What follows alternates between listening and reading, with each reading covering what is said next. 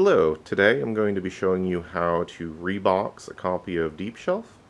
The first thing you're going to want to do is assemble the individual player trays.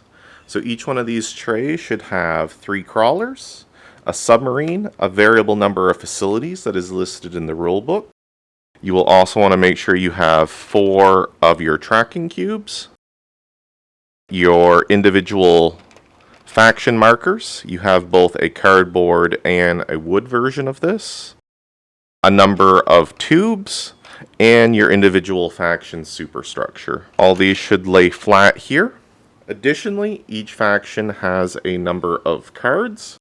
You'll have both single player objective cards as well as 7 cards for playing all versions of the game.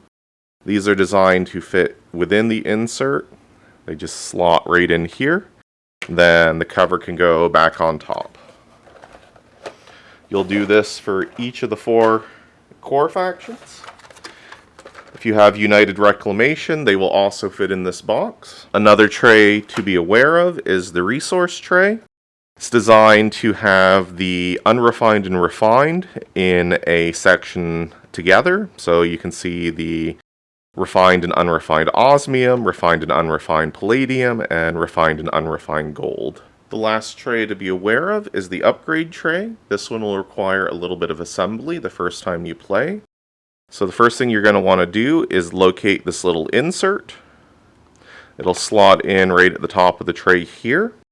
You also want to identify these little tokens. They slot in right here to keep track. Put the upgrades into place in the correct places. Top row always has 4 tiles. Second row has 3, 2, and 1. You can also tell where they belong because each one has a number on the back.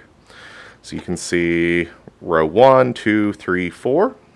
As far as what columns they go to, you're going to want to look to the top left of each tile, and you're going to see that the 1AU matches up with the gold here. So this will be in this column, palladium matches palladium, osmium matches osmium. Once you have all these tiles in play, this is where they will be stored because the cover will come right back on.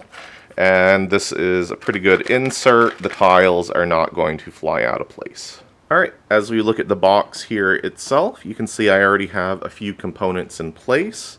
What you're going to want to do is line up your dice on the lower left hand side. They don't have to be perfect. There is actually quite a bit of room in there. The depth dragon slots in right over here in this corner. The individual tiles, they all can line up here. They have a unique space. If you have the crossover expansion, there is enough room in the top there to fit those as well. Your coins can fit in this compartment here. If you have the metal coins, there is actually enough room to place them right on top. Any cards that don't go into individual player trays can fit here. Then what you're going to want to do is any of your components that don't have a unique plastic tray, such as your slag and your kelp, you can slot those in here. All of the individual player boards, you're going to take those and they're going to slot in right up here.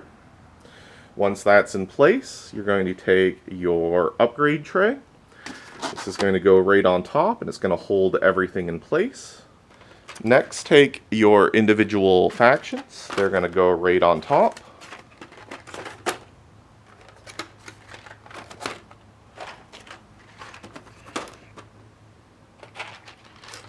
Your resources can fit in here.